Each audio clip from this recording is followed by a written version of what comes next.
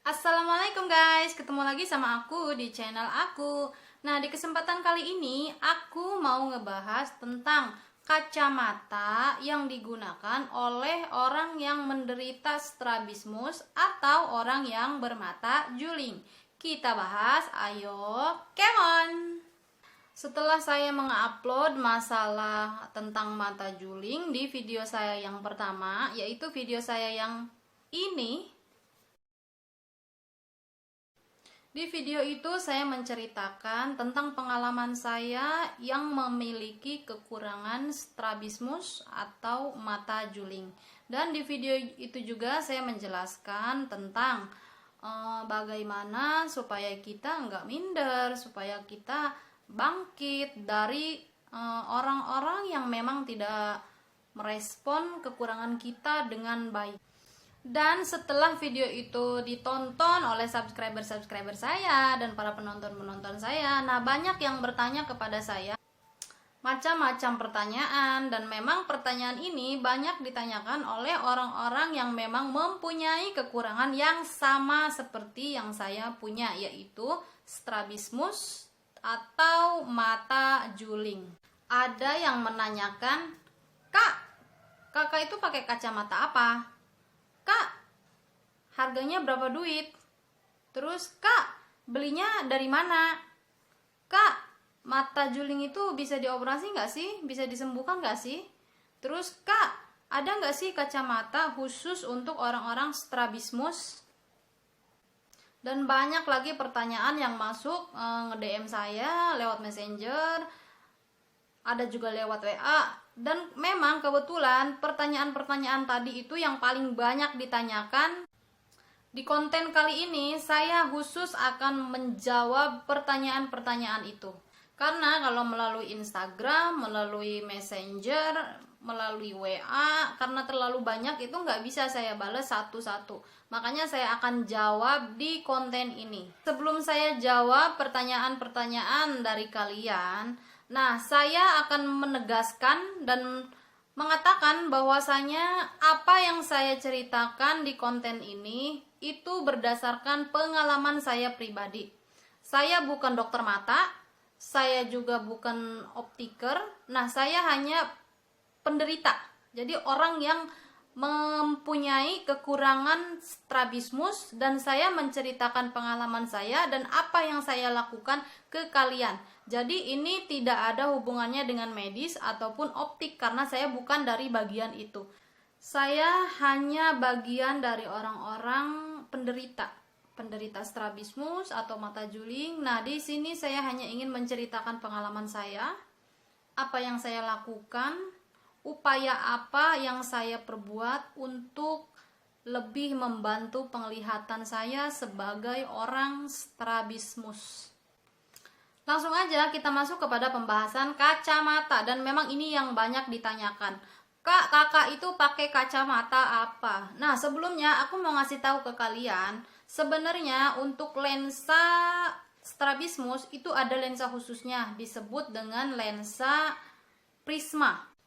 Lensa prisma ini bisa kita tentukan penggunaannya itu jenis apa untuk mata kita, karena prisma itu beda-beda lensanya. Jadi mengikuti juling yang ada di kita, karena memang julingnya juga berbeda-beda. Ada yang memang julingnya itu ke atas, ada yang ke bawah, ada yang ke samping, ke out, ada juga yang ke in. Dan resep kacamata prisma itu bisa kita dapatkan setelah kita mengunjungi dokter mata. Dan memang dari harganya, lensa prisma ini juga harganya lain dengan lensa biasa, karena memang dia khusus lensanya. Harganya jauh lebih tinggi dari lensa yang biasa. Adapun kacamata yang saya gunakan itu bukan kacamata prisma. Saya itu hanya menggunakan kacamata dengan 3 lensa, yaitu pertama saya menggunakan lensa minus, yang kedua saya menggunakan lensa anti radiasi, dan yang ketiga saya menggunakan lensa anti UV. Bentuk kacamatanya seperti ini. Nah, dan ini memang kacamata yang selalu saya gunakan ketika saya membuat video di YouTube. Kalian juga sering ngeliat kacamata ini saya pakai. Nah, ini. Lalu untuk masalah frame, ini bentuk framenya itu kalian bebas mau menggunakan apa. Yang harus kalian pilih itu ini, pertama frame, dan yang kedua adalah lensanya. Kalian mau pakai lensa apa? Lalu ada yang bertanya, Kak, kenapa kakak memilih 3 lensa ini? Jadi 3 lensa minus, lensa anti radiasi, dan lensa anti UV. Nah, alasan pertama kenapa saya memilih lensa minus itu untuk membantu daya penglihatan saya yang memang mata kiri saya, mata yang normal ini adalah minus. Nanti saya terangkan kenapa saya mengambil minus 1,7 ya. Nah, terus yang kedua, kenapa saya mengambil lensa anti radiasi? Karena saya kan sekarang kerjanya kayak kalau lagi bikin video itu perlu diedit. Nah, itu di depan layar komputer, layar gadget, ya pokoknya di depan layar, dan itu interaksi sama sinar biru. Makanya saya menggunakan lensa anti radiasi. Itu untuk melindungi mata kita dari sinar biru itu.